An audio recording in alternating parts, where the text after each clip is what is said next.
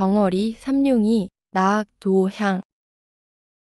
내가 10살이 될락 말락 한때이니까 지금으로부터 14년 전 일이다. 지금은 그곳을 청렵정이라 부르지만 그때는 연화봉이라고 이름하였다. 즉 남대문에서 바로 내려다 보면은 오정포가 놓여있는 산등성이가 있으니 그 산등성이 이쪽이 연화봉이요. 그새에 있는 동네가 역시 연화봉이다. 지금은 그곳에 빈민굴이라고 할 수밖에 없이 지저분한 촌락이 생기고 노동자들밖에 살지 않는 곳이 되어버렸으나 그때에는 자기네 딴은 행세한다는 사람들이 있었다. 집이라고는 10여 호밖에 있지 않았고 그곳에 사는 사람들은 대개 과목밭을 하고 또는 채소를 심거나 아니면 콩나물을 길러서 생활을 하여 갔었다. 여기에 그중 큰 과목밭을 갖고 그중 여유 있는 생활을 하여 가는 사람이 하나 있었는데 그의 이름은 잊어버렸으나 동네 사람들이 부르기를 오생원이라고 불렀다. 얼굴이 동탕하고 목소리가 마치 여름의 버드나무에 앉아서 길게 목 느려오는 매미 소리같이 저르렁저르렁하였다. 그는 몹시 부지런한 중년 늙은이로 아침이면 새벽 일찍이 일어나서 앞뒤로 뒷짐을 지고 돌아다니며 집안일을 보살피는데 그 동네에는 그가 마치 시계와 같아서 그가 일어나는 때가 동네 사람이 일어나는 때였다. 만일 그가 아침에 돌아다니며 잔소리를 하지 않으면 동네 사람들이 이상하여 그의 집으로 가보면 그는 반드시 몸이 불편하여 누웠었다. 그러나 그와 같은 때는 1년 360일에 한 번 있기가 어려운 일이요. 이태나 3년에 한 번 있거나 말거나 하였다. 그가 이곳으로 이사를 온 지는 얼마 되지는 아니하나 언제든지 감투를 쓰고 다니므로 동네 사람들은 양반이라고 불렀고 또 그 사람도 동네 사람들에게 그리 인심을 잃지 않으려고 섣달이면 북어회, 김톳을 동네 사람들에게 나눠주며 농사 때에 쓰는 연장도 넉넉히 장만한 후 아무 때나 동네 사람들이 쓰게 하므로 그 동네에서는 가장 인심호하고 존경을 받는 집인 동시에 세력 있는 집이다. 그 집에는 삼룡이라는 벙어리 하인 하나가 있으니 키가 본시 크지 못하여 땅딸보로 되었고 고개가 빼지 못하여 몽둥이에 대강이를 갖다가 붙인 것 같다. 거기다가 얼굴이 몹시 얽고 입이 크다. 머리는 전에 새 꼬랑지 같은 것을 주인의 명령으로 깎기는 깎았으나 불밤송리 모양으로 언제든지 푸하고 일어섰다. 그래 걸어 다니는 것을 보면 마치 옹두꺼비가 서서 다니는 것 같이 숨차 보이고 더디어 보인다. 동네 사람들이 부르기를 삼룡이라고 부르는 법이 없고 언제든지 벙어리 벙어리라고 하든지 그렇지 않으면 앵모앵모한다. 그렇지만 삼룡이는 그 소리를 알지 못한다. 그도 이 집 주인이 이리로 이사를 올 때에 데리고 왔으니 진실하고 충성스러우며 부지런하고 세차다. 눈치로만 지내가는 벙어리지만은 듣는 사람보다 슬기로운 적이 있고 평생 조심성이 있어서 결코 실수한 적이 없다. 아침에 일어나면 마당을 쓸고 소와 돼지의 여물을 먹이고 여름이면 밭에 풀을 뽑고 나무를 실어드리고 장작을 패며 겨울이면 눈을 쓸며 장 심부름과 잣일 마른일 할 것 없이 못하는 일이 없다. 그럴수록 이 집 주인은 벙어리를 위해주며 사랑한다. 혹시 몸이 불편한 기색이 있으면 쉬게 하고 먹고 싶어 하는 듯한 것은 먹이고 입을 때 입히고 잘 때 재운다. 그런데 이 집에는 3대 독자로 내려오는 그 집아들이 있다. 나이는 17살이나 아직 14살도 되어 보이지 않고 너무 귀엽게 기르기 때문에 누구에게든지 버릇이 없고 어리광을 부리며 사람에게나 짐승에게 잔인, 포악한 짓을 많이 한다. 동네 사람들은 뿔의 자식, 아비 속상하게 할 자식, 저런 자식은 없는 것만 못해 하고 욕들을 한다. 그래서 그의 어머니는 아들이 잘못할 때마다 그의 영감을 보고 그 자식을 좀 때려 죽으려 왜 그런 것을 보고 가만두 하고 자기가 대신 때려주려고 나서면 안요. 아직 철이 없어 그렇지. 저도 지각이 나면 그렇지 않을 것이 안요. 하고 너그럽게 타이른다. 그러면 마누라는 외가리처럼 소리를 지르며 철이 없긴 지금 나이가 몇이오. 내일 모레면 20살이 되는데 또 며칠 아니면 장가를 들어서 자식까지 낳을 것이 그래 가지고 무엇을 한단 말이오. 하고 들이대며 자식은 꼭 아버지가 버려놓았습니다. 자식 귀여운 것만 알았지 버릇 가르칠 줄은 모르니까 이렇게 싸움만 시작하려 하면 영감은 아무 말도 하지 않고 바깥으로 나가버린다. 그 아들은 더구나 벙어리를 사람으로 알지도 않는다. 말 못하는 벙어리라고 오고 가며 주먹으로 허구리를 지르기도 하고 발길로 엉덩이도 친다. 그러면 그 벙어리는 어린 것이 철없이 그러는 것이 도리어 귀엽기도 하고 또는 그 힘없는 팔과 힘없는 다리로 자기의 무쇠 같은 몸을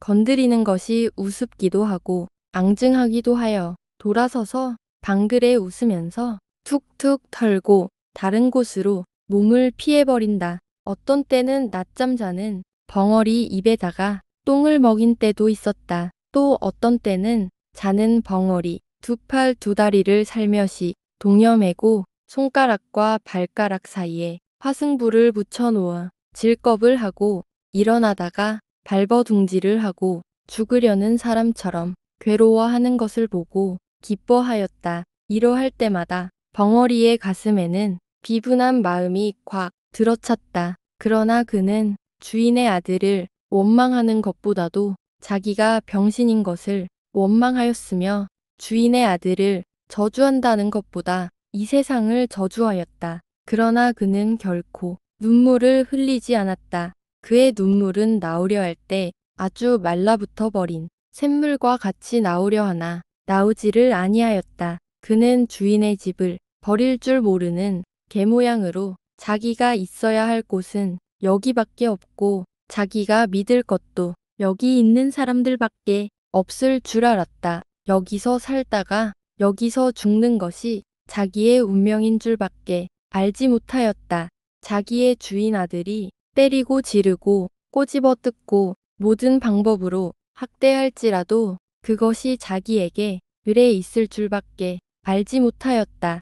아픈 것도 그 아픈 것이 을에 자기에게 돌아올 것이요. 쓰린 것도 자기가 받지 않아서는 안 될 것으로 알았다. 그는 이 마땅히 자기가 받아야 할 것을 어떻게 해야 면할까 하는 생각을 한 번도 하여 본 일이 없었다. 그가 이 집에서 떠나가려거나 또는 그의 생활 환경에서 벗어나려는 생각은 한 번도 해보지 못하였다. 할지라도 그는 언제든지 그 주인 아들이 자기를 학대하고 또는 자기를 못살게 굴 때 그는 자기의 주먹과 또는 자기의 힘을 생각하여 보았다. 주인 아들이 자기를 때릴 때 그는 주인 아들 하나쯤은 넉넉히 제지할 힘이 있는 것을 알았다. 어떠한 때는 아픔과 쓰림이 자기의 몸으로 스미어들 때면 그의 주먹은 떨리면서 어린 주인의 몸을 치려 하다가는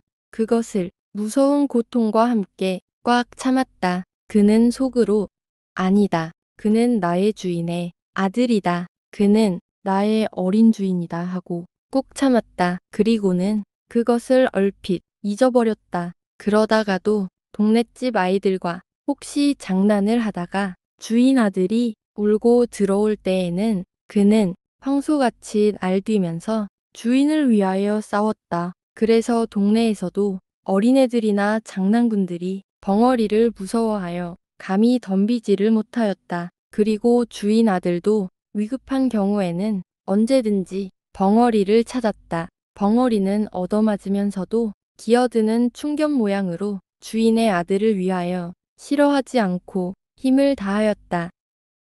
벙어리가 23살이 될 때까지 그는 물론 이성과 접촉할 기회가 없었다. 동네의 처녀들이 저를 벙어리 벙어리 하며 괴상한 손짓과 몸짓으로 놀려먹음을 받을 적에 분하고 곤란한 중에도 느긋한 즐거움을 느끼어 본 일은 있었으나 그가 결코 사랑으로서 어떠한 여자를 대해본 일은 없었다. 그러나 정욕을 가진 사람인 벙어리도 그의 피가 차디찰 리는 없었다. 혹 그의 피는 더욱 뜨거웠을는지도 알 수 없었다. 뜨겁다 못하여 엉기어 버린 역과 같을지도 알 수 없었다. 그의 피는 다신 오글는지도 알 수 없었다. 그가 깜박깜박하는 기름 등잔 아래에서 밤이 깊도록 집신을 삼을 때면 남모르는 한숨을 아니 쉬는 것도 아니지만은 그는 그것을 곧 억제할 수 있을 만큼 정욕에 대하여 벌써부터 단념을 하고 있었다. 마치 언제 폭발이 될는지 알지 못하는 슈화산 모양으로 그의 가슴 속에는 충분한 정열을 깊이 감추어 놓았으나 그것이 아직 폭발될 시기가 이르지 못한 것이었다. 비록 폭발이 되려고 무섭게 격동함을 벙어리 자신도 느끼지 않는 바는 아니지만은 그는 그것을 폭발시킬 조건을 얻기 어려웠으며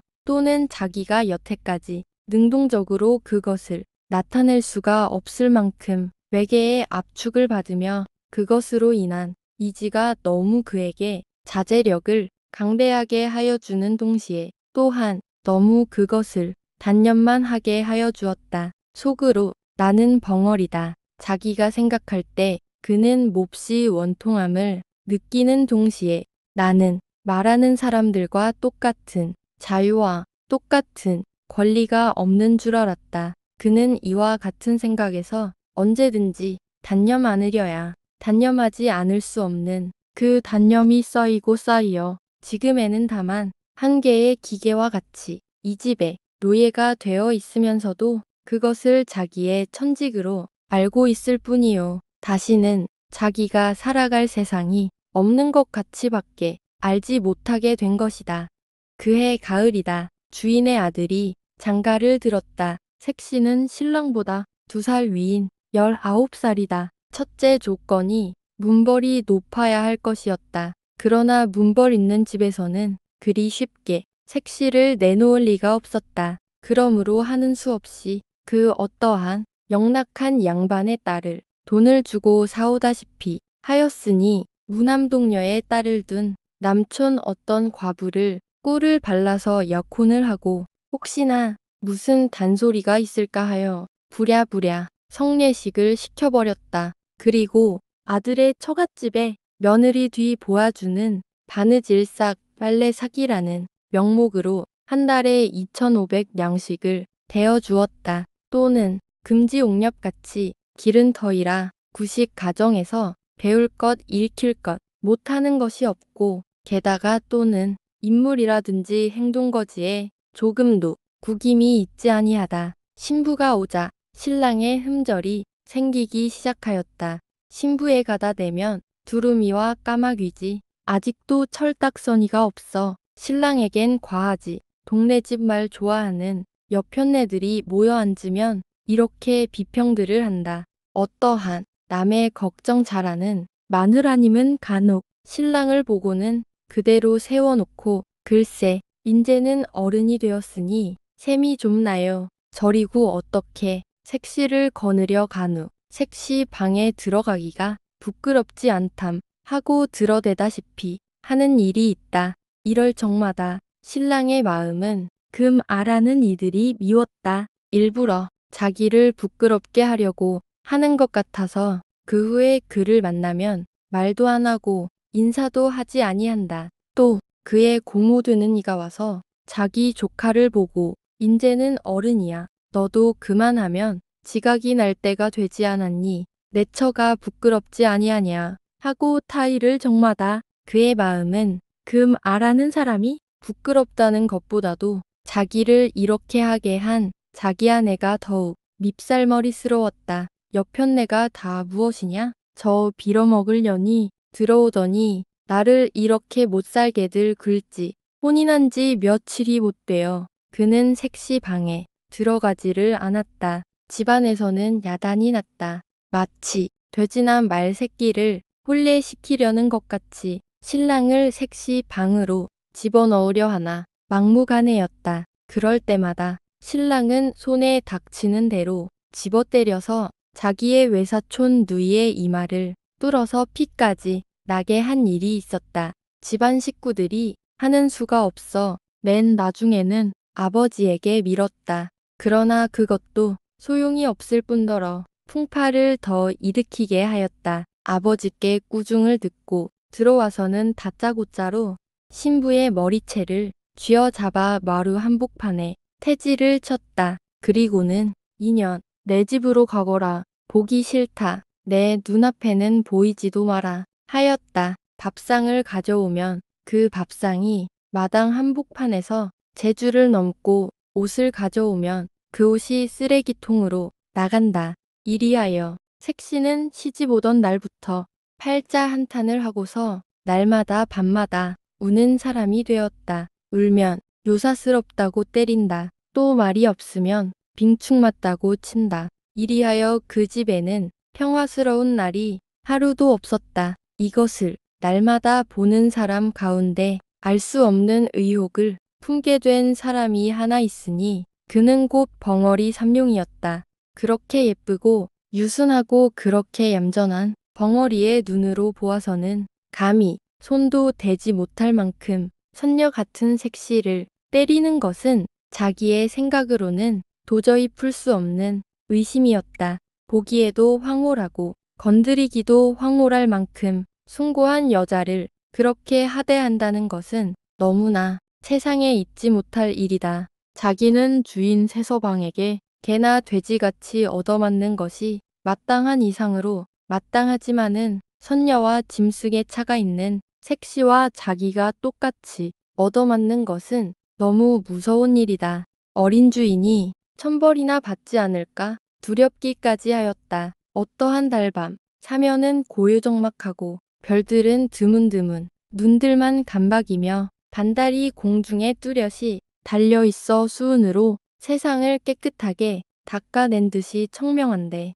삼룡이는 검둥개 등을 쓰다듬으며 바깥마당 명석 위에 비스시 드러누워 하늘을 쳐다보며 생각하여 보았다. 주인 색시를 생각하면 공중에 있는 달보다도 더 곱고 별들보다도 더 깨끗하였다. 주인 색시를 생각하면 달이 보이고 별이 보였다. 삼라만상을 씻어내는 은빛보다도 더 흰 달이나 별의 광채보다도 그의 마음이 아름답고 부드러운 듯하였다. 마치 달이나 별이 땅에 떨어져 주인 세아씨가 된 것도 같고 주인 세아씨가 하늘에 올라가면 달이 되고 별이 될 것 같았다. 더구나 자기를 어린 주인이 때리고 꼬집을 때 감히 입 벌려 말은 하지 못하나 측은하고 불쌍히 여기는 정이 그의 두 눈에 나타나는 것을 다시 생각할 때 그는 부들부들한 개 등을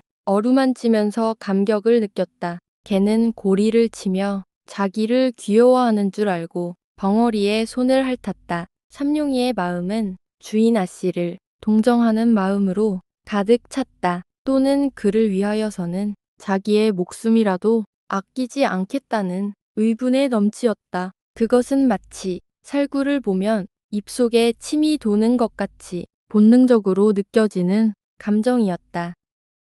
새댁이 온 뒤에 다른 사람들은 자유로운 안출입을 금하였으나 벙어리는 마치 개가 맘대로 안에 출입할 수 있는 것 같이 아무 의심 없이 출입할 수가 있었다. 하루는 어린 주인이 먹지 않던 술이 잔뜩 취하여 무지한 놈에게 맞아서 길에 자빠진 것을 업어다가 안으로 들여다 누인 일이 있었다. 그때에 아무도 안에 있지 않고 다만 새색시 혼자 방에서 바느질을 하고 있다가 이 꼴을 보고 벙어리에 충성된 마음이 고마워서 그 후에 쓰던 비단 헝겊 조각으로 부시쌈지 하나를 만들어준 일이 있었다. 이것이 새서방님 눈에 띄었다. 그래서 색시는 어떤 날 밤 자던 몸으로 마당 복판에 머리를 푼 채 내동댕이가 쳐졌다. 그리고 온몸에 피가 맺히도록 얻어맞았다. 이것을 본 벙어리는 또다시 의분의 마음이 뻗쳐 올라왔다. 그래서 미친 사자와 같이 뛰어 들어가 새서방님을 내어 던지고 새색시를 둘러매었다. 그리고 나는 수리와 같이 바깥사랑 주인 영감 있는 곳으로 뛰어가 그 앞에 내려놓고 손짓과 몸짓을 10번 20번 거푸하며 하소연하였다. 그 이튿날 아침에 그는 주인 새서방님에게 물풀에로 얼굴을 몹시 얻어맞아서 한쪽 뺨이 눈을 얼러서 피가 나고 주먹같이 부었다. 그 때릴 적에 새서방의 입에서 나오는 말은 이 흉측한 벙어리 같으니 내 옆편내를 건드려 하고 부시쌈지를 빼앗아 갈갈이 찢어서 뒷간에 던졌다. 그러고 이놈아 언제는 주인도 몰라보고 막 친다. 이런 것은 죽어야 해 하고 채찍으로 그의 뒷덜미를 갈겨서 그 자리에 쓰러지게 하였다. 벙어리는 다만 두 손으로 빌 뿐이었다. 말도 못하고 고개를 몇백 번 코가 땅에 닿도록 그저 용서해달라고 빌기만 하였다. 그러나 그의 가슴에는 비로소 숨겨있던 정리감이 머리를 들기 시작하였다. 그는 아픈 것을 참아가면서도 북받치는 분노심수를 억제하였다. 그때부터 벙어리는 안방에 들어가지 못하였다. 이 들어가지 못하는 것이 더욱 벙어리로 하여금 궁금증이 나게 하였다. 그 궁금증이라는 것이 묘하게 빛이 변하여 주인 아씨를 배웁고 싶은 심정으로 변하였다. 배웁지 못함으로 가슴이 타올랐다. 몹시 애상의 정서가 그의 가슴을 저리게 하였다. 한 번이라도 아씨를 배울 수가 있으면 하는 마음이 나더니 그의 마음에 넋은 느끼기를 시작하였다. 센티멘털한 가운데에서 느끼는 그 무슨 정서는 그에게 생명 같은 희열을 주었다. 그것과 자기의 목숨이라도 바꿀 수 있을 것 같았다. 어떤 때는 그대로 대강이로 담을 뚫고 들어가고 싶도록 주인 아씨를 배웁고 싶은 것을 꾹 참을 때도 있었다. 그 후부터는 밥을 잘 먹을 수가 없었다. 일도 손에 잡히지 않았다. 틈만 있으면 안으로만 들어가고 싶었다. 주인이 전보다 많이 밥과 음식을 주고 더 편하게 하여 주었으나 그것이 싫었다. 그는 밤에 잠을 자지 않고 집 가장자리를 돌아다녔다. 하루는 주인 새서방님이 술이 취하여 들어오더니 집안이 수선수선하여지며 계집 하인이 약을 사러 갔다. 들어오는 것을 보고 그 계집 하인을 붙잡았다. 그리고 무엇이냐고 물었다.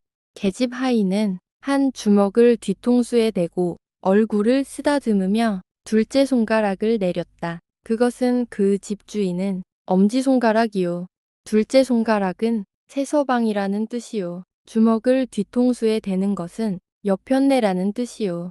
얼굴을 문지르는 것은 예쁘다는 뜻으로 벙어리에게 쓰는 암호다. 그런 뒤에 다시 혀를 내밀고 눈을 뒤집어 쓰는 형상을 하고 두 팔을 싹 벌리고 뒤로 자빠지는 골을 보이니 그것은 사람이 죽게 되었거나 알을 저게 하는 말 대신의 손짓이다. 벙어리는 눈을 크게 뜨고 계집 하인에게 한 발자국 가까이 들어서며 놀라는 듯이 멀거니 한참이나 있었다.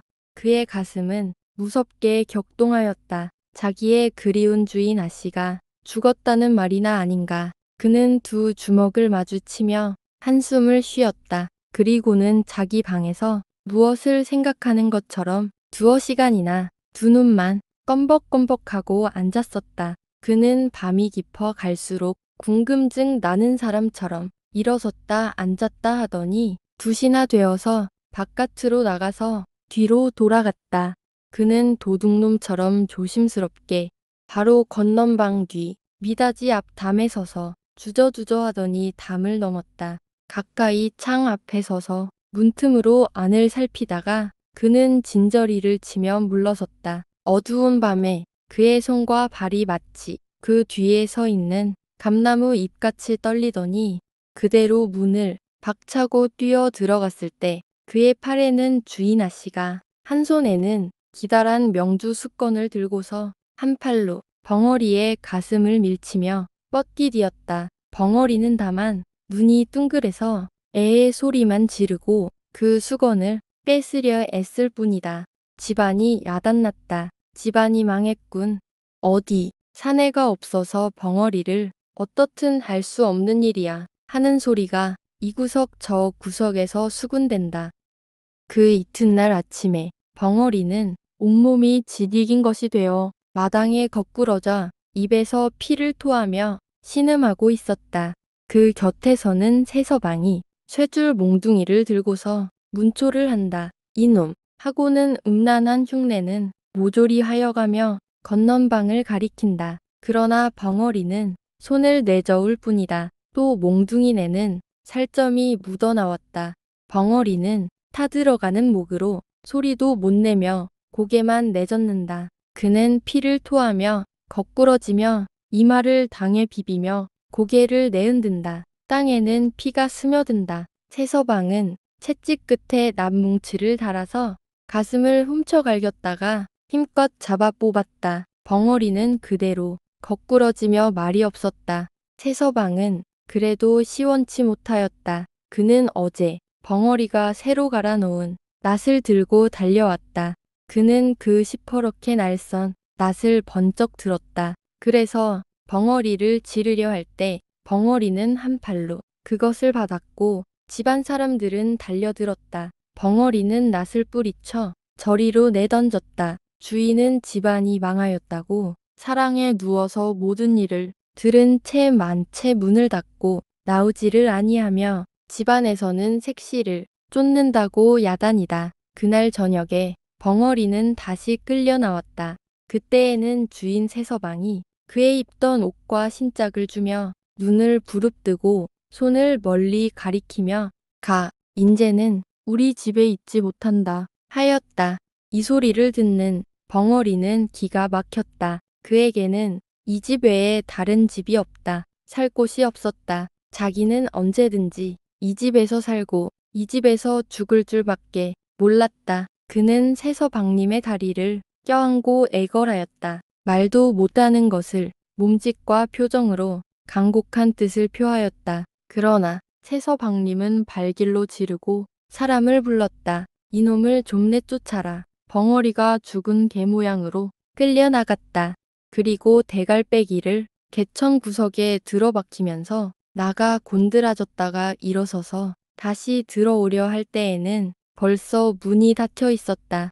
그는 문을 두드렸다. 그의 마음으로는 주인 영감을 찾았으나 부를 수가 없었다. 그간 알마다 열고 날마다 닫던 문이 자기가 지금은 열려 하나 자기를 내어 쫓고 열리지를 않는다. 자기가 건사하고 자기가 거두던 모든 것이 오늘에는 자기의 말을 듣지 않는다. 어려서부터 지금까지 모든 정성과 힘과 뜻을 다하여 충성스럽게 일한 값이 오늘에는 이것이다. 그는 모든 것을 없애버리고 자기도 또한 없어지는 것이 나은 것을 알았다. 그날 저녁, 밤은 깊었는데 멀리서 닭이 우는 소리와 함께 개 짖는 소리만이 들린다. 난데없는 화염이 벙어리 있던 오생원 집을 에워쌌다. 그 불을 미리 놓으려고 준비하여 놓았는지 집 가장자리 쪽 돌아가며 흩어놓은 풀에 모조리 돌라붙어 공중에서 내려다보면 집의 윤곽이 선명하게 보일 듯이 타오른다. 불은 마치 피 묻은 살을 맛있게 잘라 먹는 요마의 혓바닥처럼 날름날름 집 한 채를 삽시간에 먹어버리었다.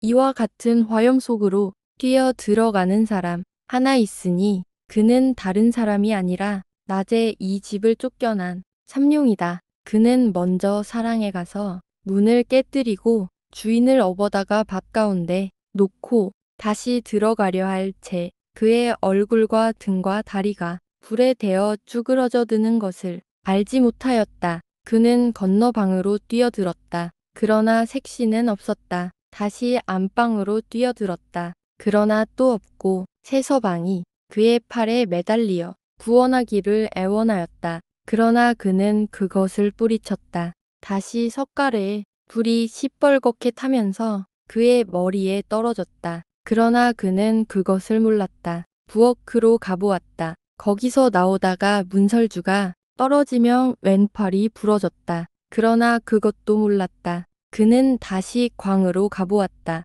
거기도 없었다. 그는 다시 건넌 방으로 들어갔다. 그때야 그는 색시가 타 죽으려고 이불을 쓰고 누워있는 것을 보았다.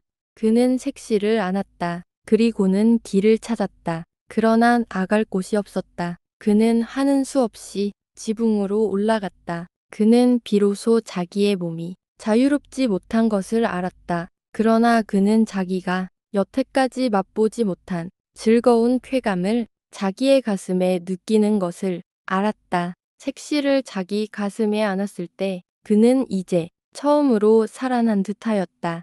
그는 자기의 목숨이 다한 줄 알았을 때 그 색시를 내려놓을 때는 그는 벌써 목숨이 끊어진 뒤였다. 집은 모조리 타고 벙어리는 색시를 무릎에 뉘고 있었다. 그의 울분은 그 불과 함께 사라졌을는지 평화롭고 행복스러운 웃음이 그의 입 가장자리에 10개 나타났을 뿐이다.